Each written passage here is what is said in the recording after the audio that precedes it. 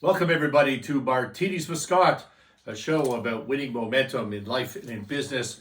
We're on YouTube, Spotify, Apple Podcasts. If you like the content, go and subscribe. Let's have a drink. I made it to the bar on time this week. I promised you I would make a more concerted effort to get here Thursday for 4 p.m. Eastern. And, the show's not shot live, so this is actually the day before. Which may be relevant because we're talking about some current content this week. But in terms of releasing the show Thursday at 4, I hope you have a cocktail and that you will join me in a cheers. Damn, that's good. I'm drinking the Ferdy Distillers small batch vodka made here in my little hometown of Ferdy, British Columbia. All right, those of you that watch the show, those of you that know me know that I don't often talk politics. I certainly try to keep it out of Martinis with Scott. This is a business show. It's a life show. Politics is part of that, but I try not to get dragged down into the easy debate on the left and right. Love Trump, hate Trump, all that stuff. But I made the mistake yesterday of being dragged back in and restarting my Twitter account. And that's where I'm going to keep my political commentary on Twitter. If you want to go follow me there, it's mscott, MSCOTT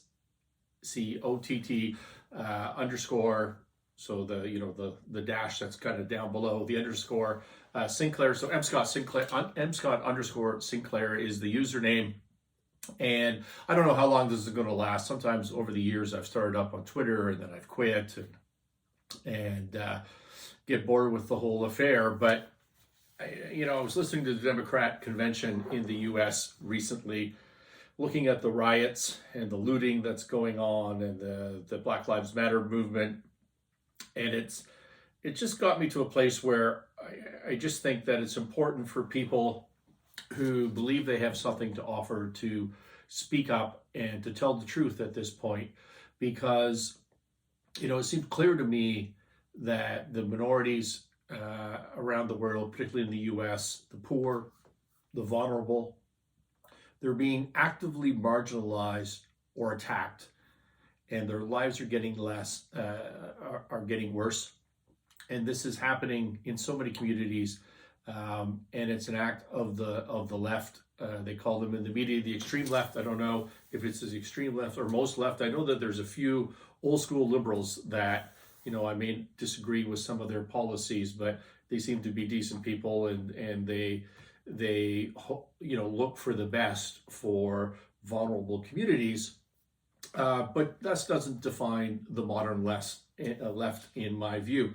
In the past, liberals and Democrats have treated, it seems to me, have treated minorities and poor and vulnerable. And I'm not equating those three things, by the way, before someone attacks me for that.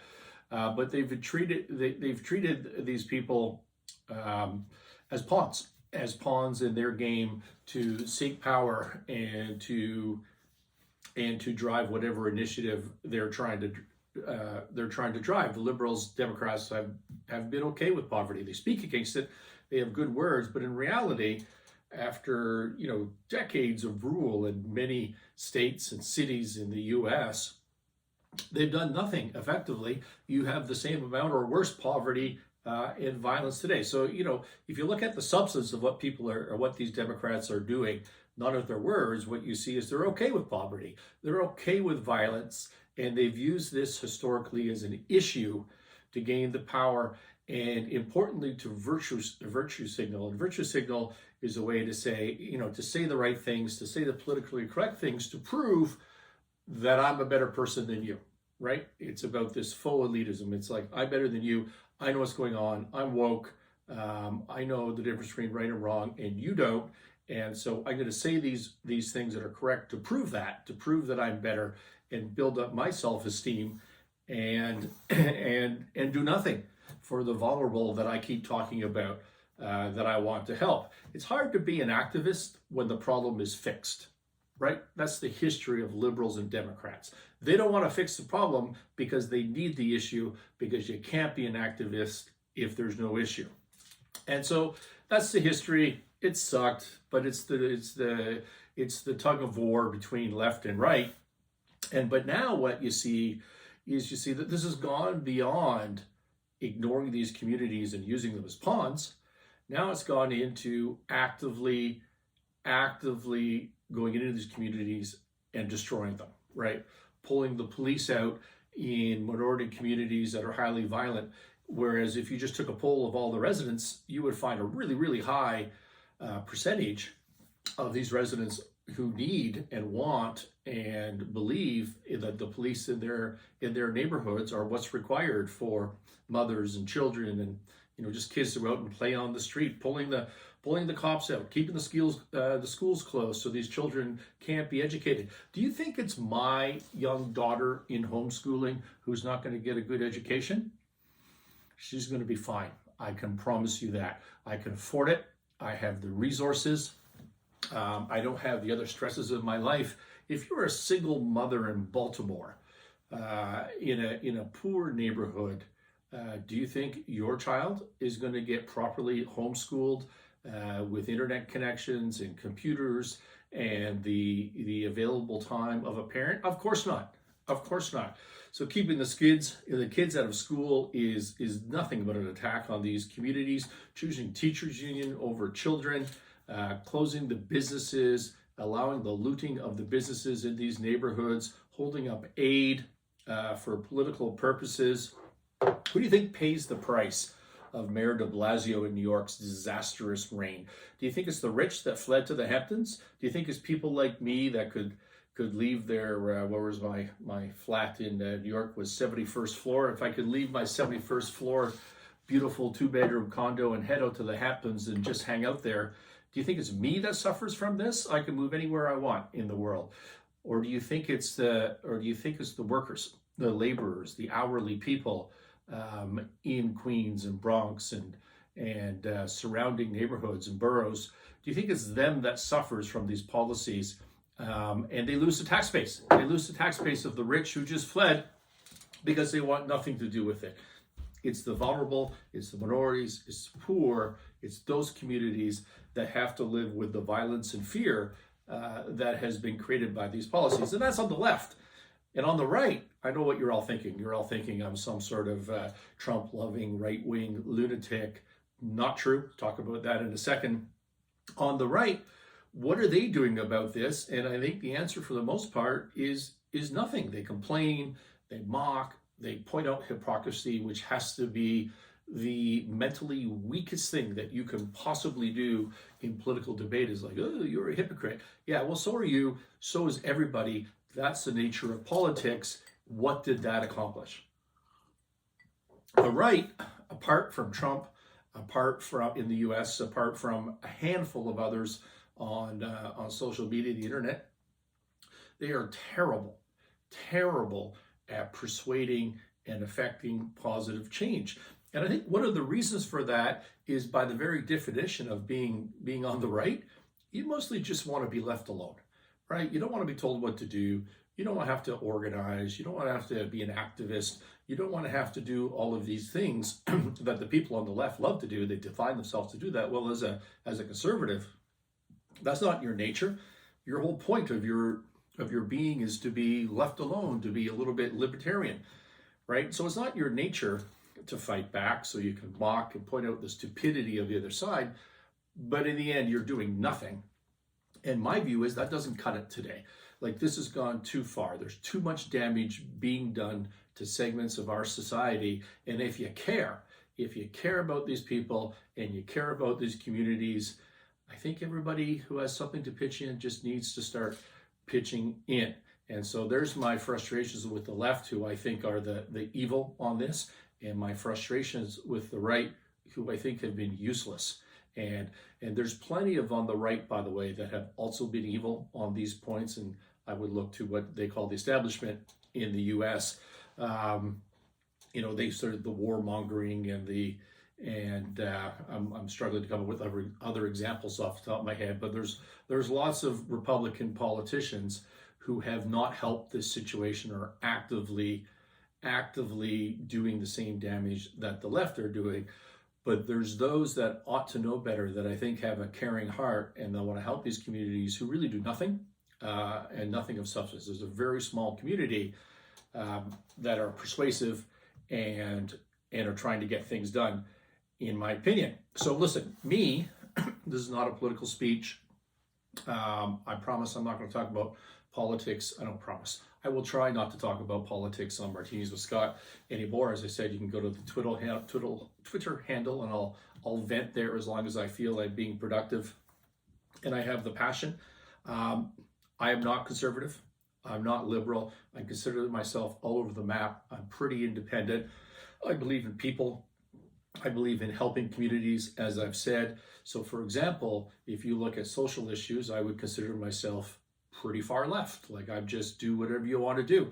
Kind of leave me out of it, but do whatever you want to do. I've got no problems with it.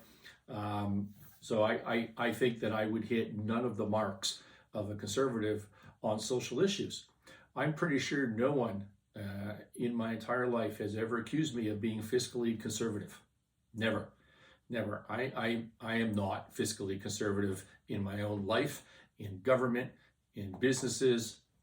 I ought to be more fiscally conservative in all of those things, but I'm just not. I'm just not, to be fair about it. What motivates me, what drives me, is these communities that I've talked about, and I'm really passionate on the negative side. I'm against hate.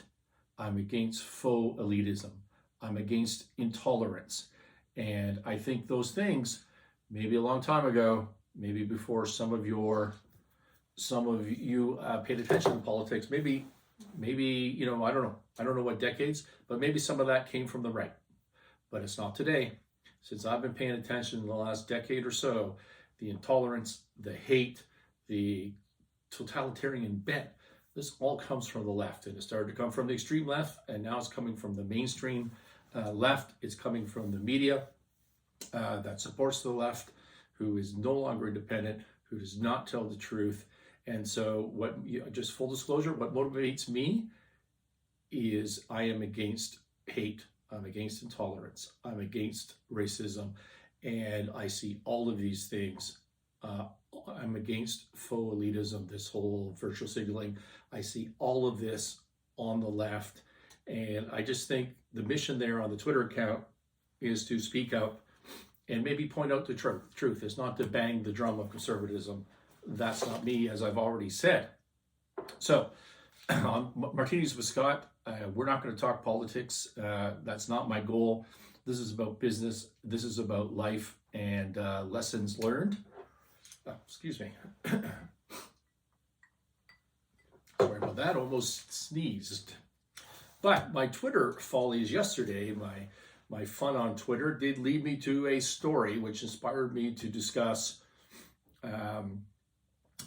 It inspired me to have a discussion about this on Martinis with Scott. And the story yesterday, continuing today as I'm shooting this, is Goodyear tires.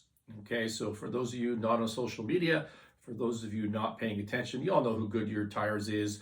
They're an American manufacturer of rubber tires, automotive, heavy-duty truck, motorcycles. I know for motorcycles and mountain bikes, and mountain bikes, because they own the Dunlop brand. Akron, Ohio, as I said, they've been a manufacturer in the U.S. since 1898. If you can believe that, they trade on NASDAQ under the symbol GT. It's down a little bit today. We'll talk about why. And last I looked, trading at $9.50. The relevance of the public trading is we can track this over time, which will make sense to you when we have this discussion. And we'll see how Goodyear Tires does. So yesterday on Twitter, on social, well, not on Twitter, but somewhere, which was then picked up on Twitter, there was what appeared to be a PowerPoint slide leaked out of Goodyear Tires. And I don't know if it was a management meeting or some sort of social justice sensitivity type training, whatever it was, but it was basically a slide broken into two tables. On the left was acceptable, on the right was zero tolerance. And there was 2 points under acceptable. One was Black Lives Matter, and the second one was lesbian, gay, bisexual, transgender, pride, LGBT. Okay, and so what does that mean? it didn't really say on the slide, but seemed to be a consensus afterwards, certainly on Twitter, that it meant that you could wear paraphernalia that said Black Lives Matter. You could wear a hat that said Black Lives Matter. You could wear paraphernalia or have discussions about about pride of LGBT community. I don't know what happened to the Qs, but that's what that meant. And then on the right-hand side, it was zero tolerance. Zero tolerance was Blue Lives Matter. All right, so Blue Lives Matter, if you're not American, you're not paying attention, that is support for the police, whereas the Black Lives Matter, perhaps started as a anti-police minority protection in police encounters kind of movement, and has evolved into something much greater and perhaps not as productive and sane as the original definition. Well, the Blue Lives Matter was an opposite reaction, standing up for the police, not demonizing cops, and not defunding them, and looking for a more productive relationship between police and the community. So Blue Lives Matter, zero tolerance. All lives matter, zero tolerance. Again, if you're not American, what does all lives matter? People tried to say to the conservatives, hey, you got to say Black Lives Matter. And by the way, Black Lives Matter. See, wasn't that hard?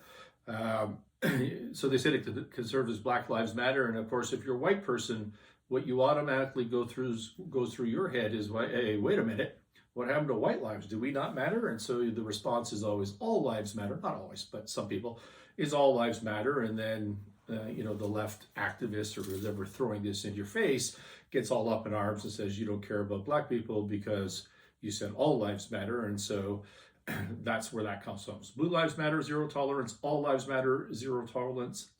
MAGA attire, MAGA being the Trump symbol. Sorry, not symbol. I guess it is a symbol, but slogan as well. Make America Great Again from the 2016 campaign.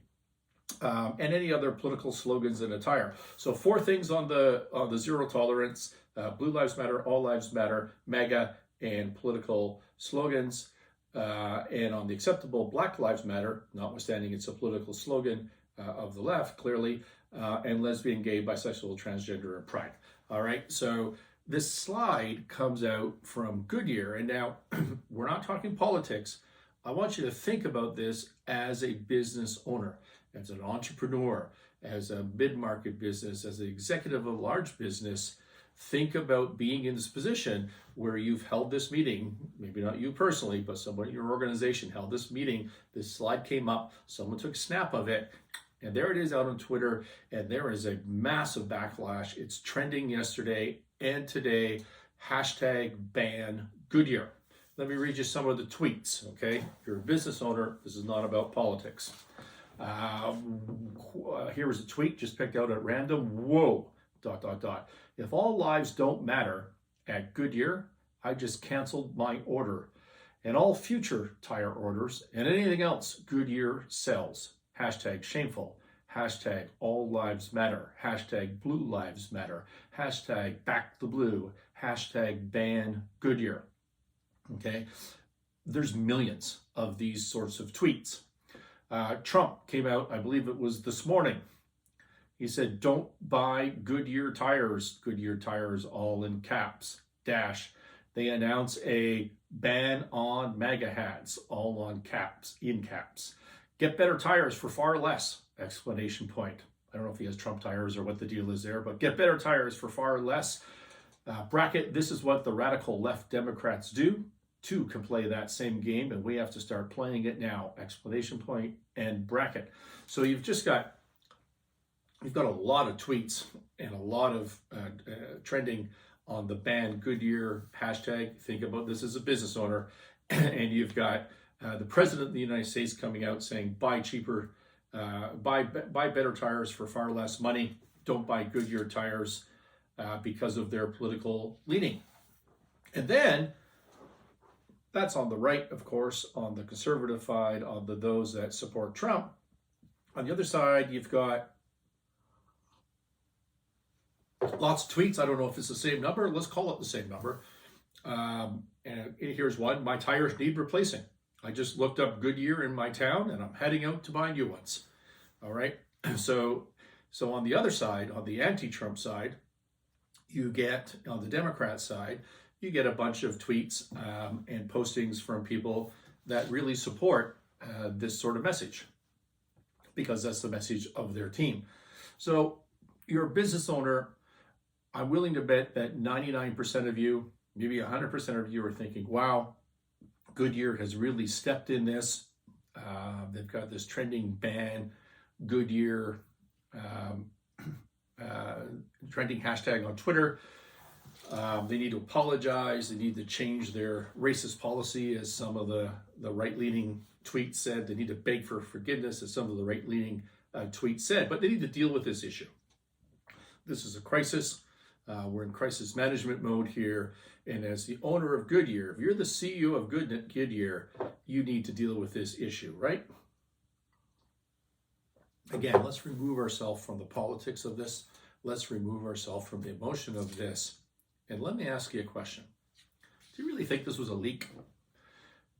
Do you think this was some sort of meeting where some fellow or lady took a picture and was so offended that they threw it on social media? Was it a mistake in that way? I don't know. Do you? Maybe. I've seen no one ask that question. I did on Twitter this morning. No one seems to know or care about it because everybody's just looking for facts that, feed their confirmation buyer, Trump great, Trump bad, right? That seems to be what every issue divides into. But I ask you, do you really think this was a leak? So let's, and you say, of course, Scott, it had to be a leak. Like, who would want this shitstorm coming down on their company? Do you remember Colin Kaepernick? Colin Kaepernick is the football player. For those of you that don't know, outside of the U.S., everybody in the U.S. knows this. Anybody who pays attention to U.S. Politics and social media rants knows this. But Colin Kaepernick was the fellow who started the kneeling during the U.S. During the American national anthem.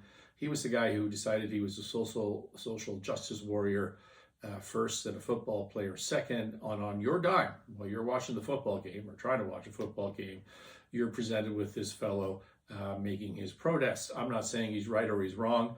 And by the way, I don't even know what his issue is. He kept changing his issue over time, near as I could tell. I don't know. I don't care. I just know that I don't like paying for people to preach to me their concerns. And I think he has every right to do whatever the hell he wants. And I have every right to not pay attention to it because I don't want to pay him. I don't want to pay him to try to protest to me. Doesn't seem to make a lot of sense in my brain. But regardless, he's the guy that created this. It was a big uproar in the U.S. probably 2 summers ago. I'm not sure. Maybe 1 summer ago. And then Nike came along, the shoe company, one of the biggest brands in the world, came along, and they brought in Colin Kaepernick. After he was out of football, they brought him in as a spokesperson. Do you remember the advertisement? Do you remember the Believe in Something ad? From Nike and Colin Kaepernick? It won an award for an outstanding commercial in the creative arts. It won an Emmy. Okay. And what did they pay? What did Nike pay Colin Kaepernick to express his social justice views in an ad for the Nike brand on TV, on the internet? Who knows how true it is? $39 million is the number I found. This guy made $39 million outside of football to do ads or series of ads with the Nike brand. He had no skills other than creating the illusion of taking a position. I say an illusion, maybe he has a great position. I don't know. I say an illusion because every time he was interviewed, it seemed to be a different topic. So it was sort of just a broad protest, near as I could tell. But, he took a position, whatever that might have been. He's great at getting attention. He's great at this virtual signaling. This is, I've got a point and you suck sort of stuff.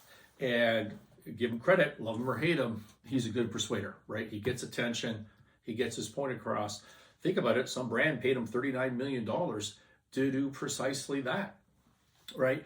So this was an example of a brand running purposefully a campaign that I recall hearing a year later was greatly successful in terms of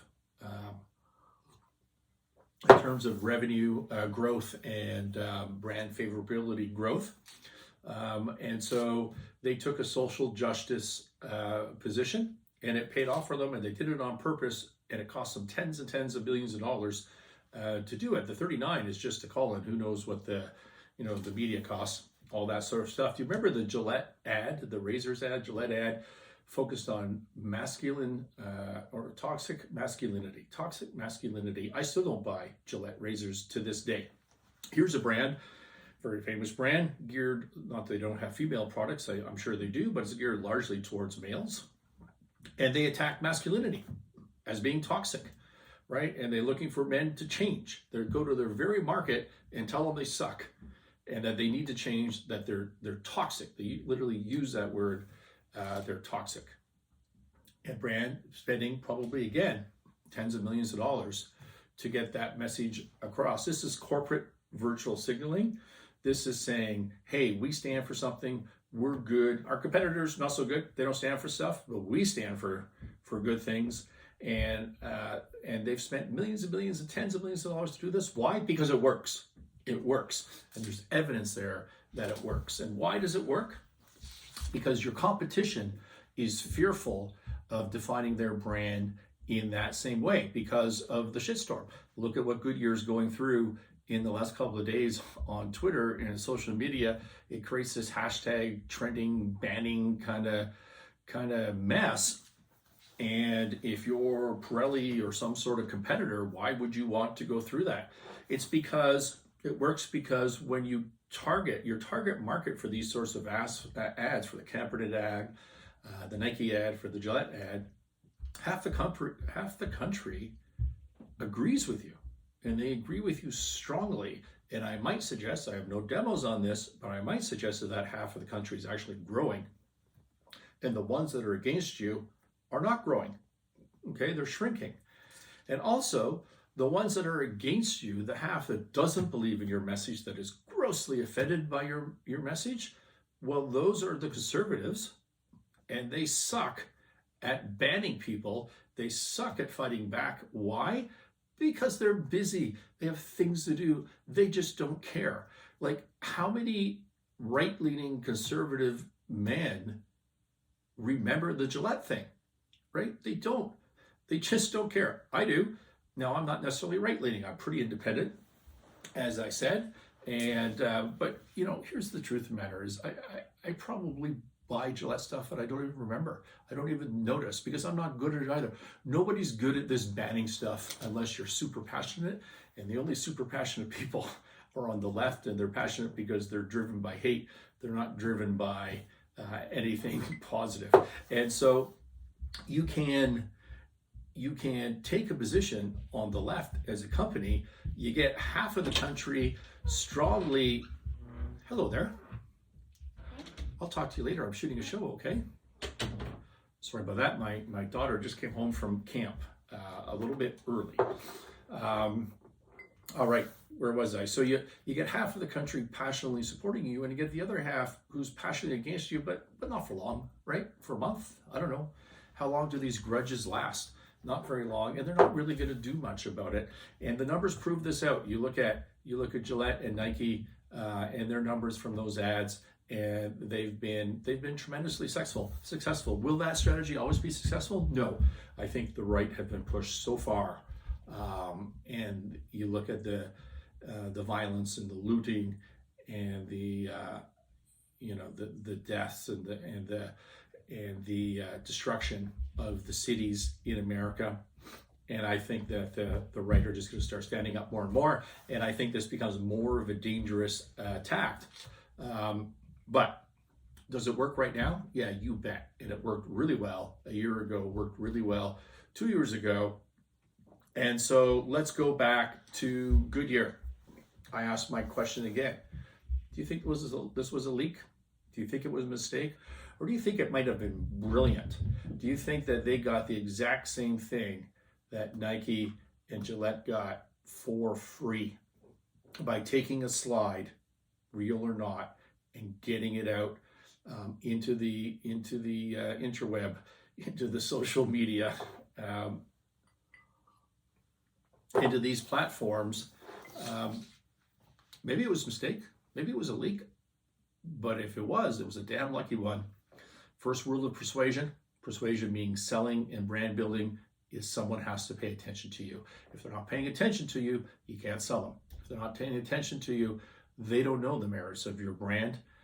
Goodyear has been hugely successful, getting a lot of attention, and way more attention than their competitors who nobody even knows today. They got the attention, huge success. They got half the country who loves them right now, thinks that they're brave, thinks that they're virtuous, and who I guarantee you is running out to buy Goodyear tires as a result of this. And did they spend tens of millions of dollars getting this done? No, they did all of that for free. So what does all that mean for your business? You're an entrepreneur, you're running a family business, you're running a larger organization as a non-owner executive. Do you believe in social? It doesn't matter if you believe in the social judgment causes, in the social justice causes. It doesn't matter if you believe in them or not. It doesn't matter what you believe. How should you, I think there's all going to be time for all of us when our employees come up and they want to wear a Black Lives Matter t-shirt, or they want to wear a MAGA hat to work. What are you going to do? I suggest you need to think about this. You need to have an answer. I suggest I need to think about this. I need to have an answer because I haven't done so either, but I promise you, this issue is going to come before you and you need to know what the right answer is. I think you need to make your decisions based on your values, but you also need to, this is what nobody thinks I'm going to say, this is the opposite of where we're going, what people think about me, but you need to not be afraid to do what Goodyear has done, if in fact they did this on purpose, to do what Nike did, to do what Gillette did. You need to not be afraid to define your brand with corporate virtue signaling. Even if you think that it's a BS thing to be doing, or it's a racist thing to be doing, to be on, to aligning yourself with the left, you need to be not afraid to define your brand in some way that aligns with your value. By the way, this is not just on the left, right? This happens on the right as well. Look at the MyPillow guy. I forget his name, but he's done effectively the same thing on the right, which is why he was on CNN being beat up by Anderson Cooper the other day. So be in line with your values, okay? Don't be afraid. Define your brand. Don't be afraid to define your brand in line with social justice or conservative values or whatever other values you want to define it with, because it probably works, and you can't build a brand without attention. And my God, did Goodyear get attention this week? So that's a bit different take on this. Don't think anybody's talked about it that way. Let's talk about negotiation, and this is another news-inspired story. About a week ago, the U.S. slapped or threatened to slap and then did slap 10% tariffs on Canadian aluminum. Okay, so if you're from outside of North America, which a lot of our audience is, we used to have in Canada, U.S., and Mexico what they called the North American Free Trade Agreement, NAFTA. And when Trump was elected in 2016, one of his platforms was that agreement's really old, I think 25 years old. It needs to be updated. We suffer on all of our trade deals. It's the worst deal ever, which was mostly a comment geared towards Mexico, where a lot of the automotive sector moved, but applied to Canadians as well, who was enjoying the benefit of the NAFTA deal, and that he wanted to renegotiate everything. That was done. They signed off, I think, a couple of years ago, maybe halfway through his term, on the new agreement between Canada, Mexico, and the U.S. And Trump was happy with the results, and everybody was happy with the results. That was ratified by Congress sort of a year later, and it's a deal. It's a deal that's taken into effect. Now, in the context of that deal, Trump comes along and he says, well, we're going to slap 10% tariff on aluminum imports from Canada to the U.S. And so I was watching, I think on Bloomberg, ahead of some sort of Canadian association, the Aluminum Industry Association fellow, whoever that would be. And what he was saying was, as Canadians, we need to fix once and for all our systemic issues in our trading relationships. Just once and for all, we need to fix these so we don't have this uncertainty. And he really hopes that the Canadian government, that the Trudeau government gets that done. So that's, fair enough. Everyone could probably hope that. It's delusional, but they could probably hope that, once and for all, we fix these things. And then we had Ambassador Hillman, the Canadian ambassador to the United States. I don't recall her first name, but let's call her Ambassador Hillman.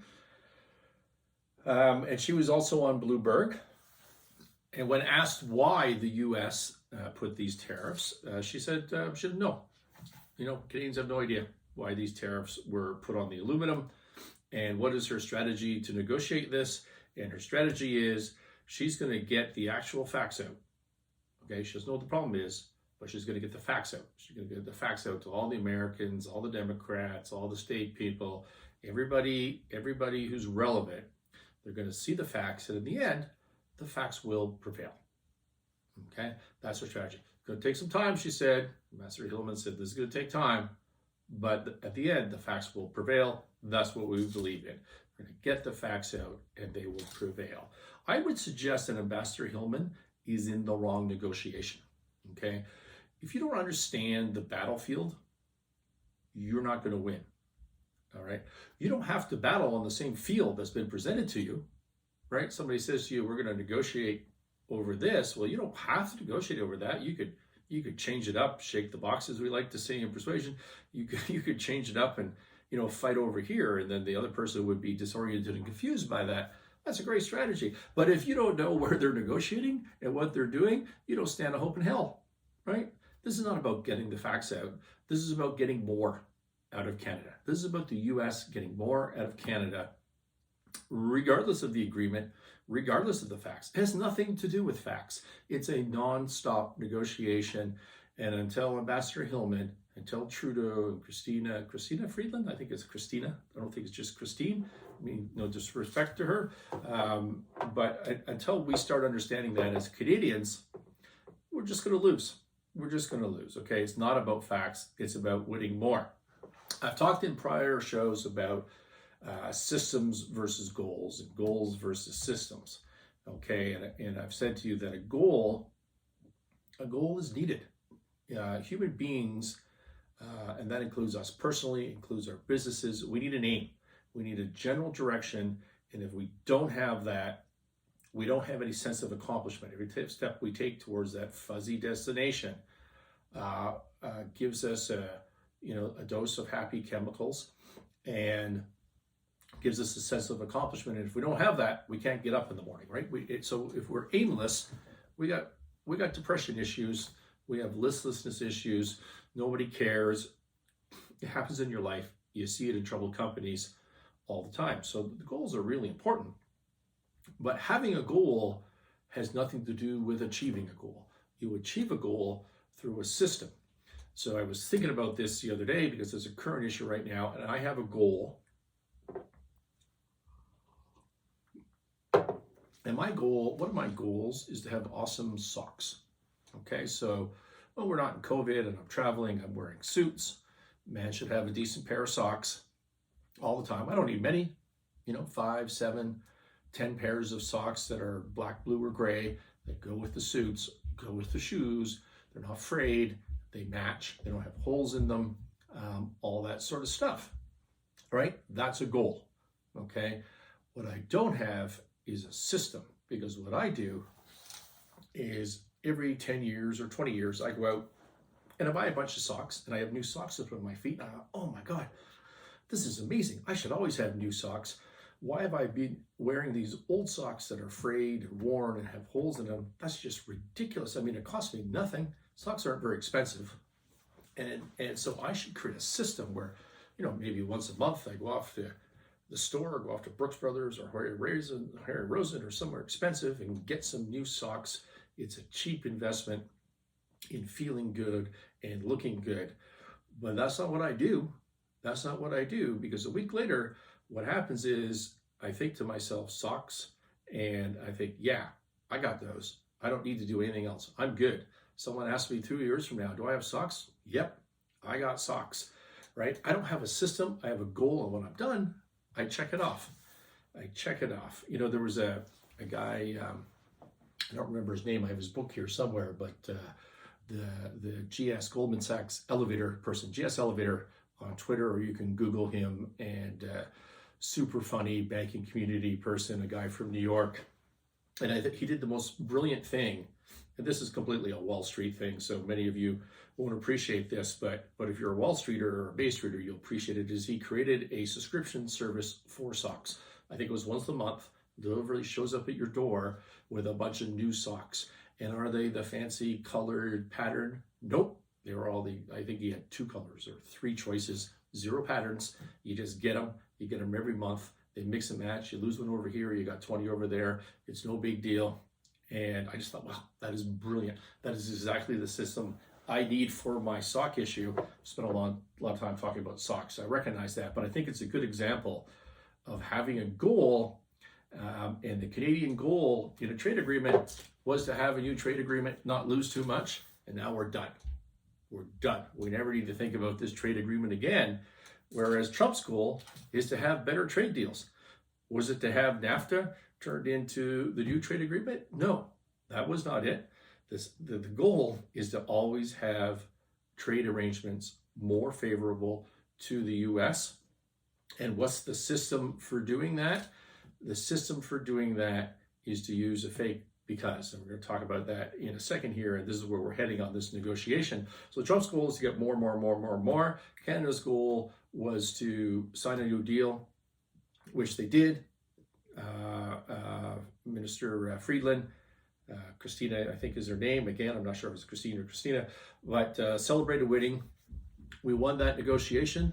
Why? Because we lost less than we thought we were going to lose. We thought we were going to lose a bunch, and we only lost not quite that much. Still a bunch, but not as much as we thought we were going to lose. So now she signed the agreement.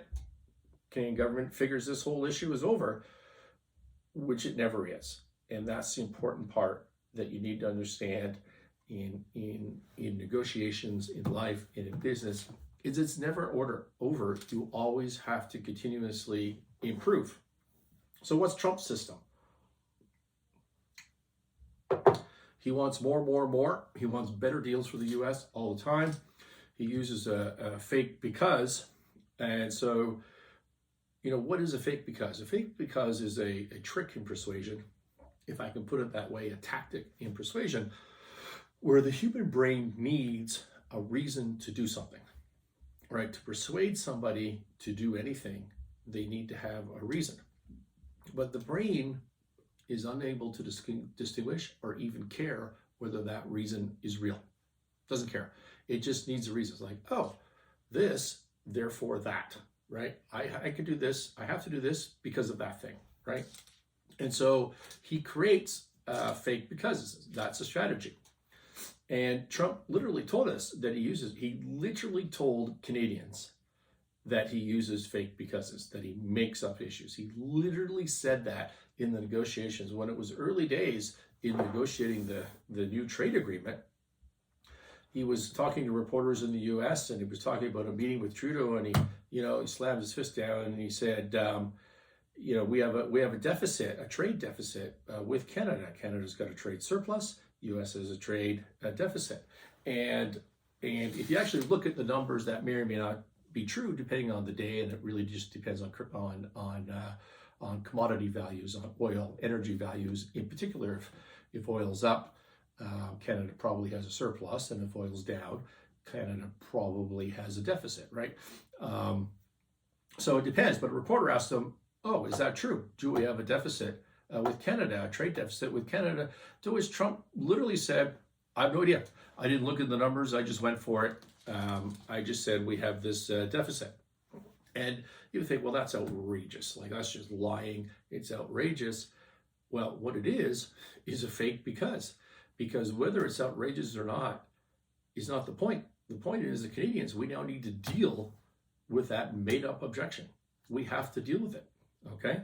And here's another example.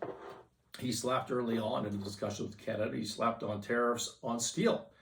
And he did it because he defined steel as being a strategic commodity in the US, right? So it has military purposes. We're not able to build our own whatever. And so the Canadian steel industry was ousted from that, was isolated from the US steel industry. Is that a real reason? Is steel strategic? And if it is strategic, were the US incapable of making it themselves? Like, probably not. It's just a made-up issue. It was a made-up issue that that Canada was then forced into a position to have to deal with this fake because with this reason. Okay, so you create a reason, true or not. Here's the system. You create a reason. You create a trigger point, whether it's true, whether it's not true, it doesn't matter. And it creates a need for the counterparty to tweak the deal in Trump's favor because he didn't get everything he wanted day one when he signed the agreement. You never get everything you want day one you sign the agreement. And even if you did, what you want changes over time. This is not a pair of socks that you get once. You have to have a system. You have to keep improving. You got to keep getting new ones. And he creates these reasons to want to improve the deal in America's favor. All right, so aluminum tariffs. So you create this fake because, and so now we have aluminum tariffs slapped on Canada. And if you ask the ambassador Hillman, she literally tells you she has no idea why. Right? Could it be the Chinese, or we're being accused of having the Chinese dump through Canada into the US? Potentially, right? Is it a strategic importance issue? No one really knows. No one really cares. It doesn't really matter. What are we going to do in the end? We're going to give more. That's what we're going to do. It may not happen this time. Probably will happen this time, but it may not happen this time. It'll probably happen next time. But we're going to slap some duties on them in response. We're going to slap equal dollar value of duties on stuff that we think might be important, right? And then there'll be a small escalation, or we'll just sit and we'll ride it out. At the end of the day, Canada's going to fold, and they're going to give up a little more, and that's the way it's going to work. Same with China, right? Same with the U.S. discussion with China. I mean, China's become more of a rogue player lately, but I get frustrated / laugh at my corporate executives, clients that I'm working with, and you look at these, so in Canada, of course, you've outsourced your supply chain to China, you're bringing in goods, then you're selling to the US, and now there's duties because your raw materials or your fabrication or whatever is coming from China. So in many instances, and then the executives will say things like, well, I think those tariffs are going to go away and then things will normalize. That will never happen.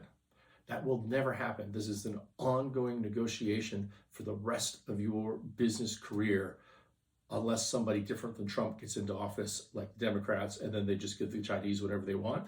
But barring that, if you can't outlast Trump, this will never finish, ever, because there's a lot to do, and there's a lot of room for America to be in a better position vis-a-vis China on the fairness level. These things are not going to change, and as a business person, you just can't deal with the uncertainty of the negotiations.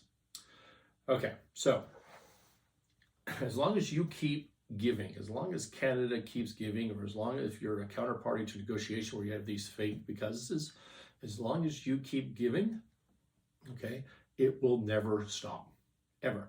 The only way to stop it is to have your own fake because, to have your own sense of urgency, to have your own manufactured crisis, and to win on time. And you have to be able to say, time is on my side. You have to put yourself into a position where time is on your side, and you can wait out. You can wait out the problem. Then you have a chance in that negotiation. You don't need to love Trump. You can hate Trump. I'm okay with that. But if you're in business, if you care about business, if you're running a business and you're not learning from this guy's persuasion and deal-making skills, you're a fool. You're a fool. You need to pay attention to this fellow and what he does. It is the best completely free and entertaining education for business and negotiation on earth right now. So pay attention to that. Here's what he does in negotiation all the time. Doesn't matter if it's trade deals, doesn't matter if it's peace deals, doesn't matter if it's business deals. In everything he does, he makes up a fake because, he makes up a reason. It becomes a crisis, becomes an issue, and then his concession in the negotiation is the exact thing that he made up that never existed to begin with, and you end up giving him more because you've bought into it as well, because your mind is also looking for that fake because. Why would I give this guy more? Why would I give the Americans more in a trade deal? Why would I give the Americans more in a peace deal? Oh, that reason. That reason. And then all sorts of people around you can say, that reason doesn't even true. You just made that up. And you go, yeah, it's still a reason. I need to deal with that. And you give more. That's a fake because. That's a negotiation. Okay. Fighting this thing, Ambassador Hillman, fighting this thing with facts is missing the mark unbelievably. Unbelievable. Canada's going to lose on this. Okay, how do you apply this to your business? Why are we talking about this? Your stakeholder relationships, your supply chain, those are your suppliers, your customers, your employees. These relationships are not static. They're not like my socks. You don't get them once and then never look at them again. You need to review these every year, and you need to make a plan about how they work better for your business. It's one of the most important things you can do, okay? And your financing, okay? Those and creditor terms in terms of supplier credit, okay? Look at those four things. Look at your supply chain pricing, quality, minimum order quantities, that sort of stuff. Look at your customers, look at your employees, look at your capital structure, look at all of those things, evaluate them on a periodic basis, and look for continuous improvement. Okay, with your customers, with your suppliers, go for RFPs once a year, right? You need to be stable, but you look for alternative suppliers and you go out for RFPs and you create a fake because for your current suppliers to come to the table with a better offer for you. You need to create that process. With your customers, evaluate your contribution margin, evaluate your pricing on a regular basis. Do you make enough on this? Do they pay you on time? Do you have the other soft things that you're looking for in a customer relationship? And don't be afraid to fire some customers. I once ran a printing packaging company, and we ended up firing, we did an analysis and fired sort of the bottom 10% in terms of revenue of our customer base, and we were doing 10% less revenue, but we also had less changeovers in the manufacturing process. Our contribution margin went up, and our EBITDA went up. Our profit went up about $2 million by firing customers and doing less revenue. So it made a huge difference. Your employees, you need regular performance reviews. You need to make sure they're doing what you think they ought to be doing. This is not a static situation. It needs to be an ongoing system to continuously improve, which is a euphemism for getting more for you and for your organization. If you don't do that, you're not going to survive. Where are we? 53 minutes in. We're going to skip Navani this week. I'll give you a better update hopefully next week. That's all I have for you tonight. Enjoy your cocktail. Cheers. This has been a Martinis with Scott, again on YouTube, Spotify, Apple Podcasts. Please hit subscribe. Take care. Have a great week, the rest of your week.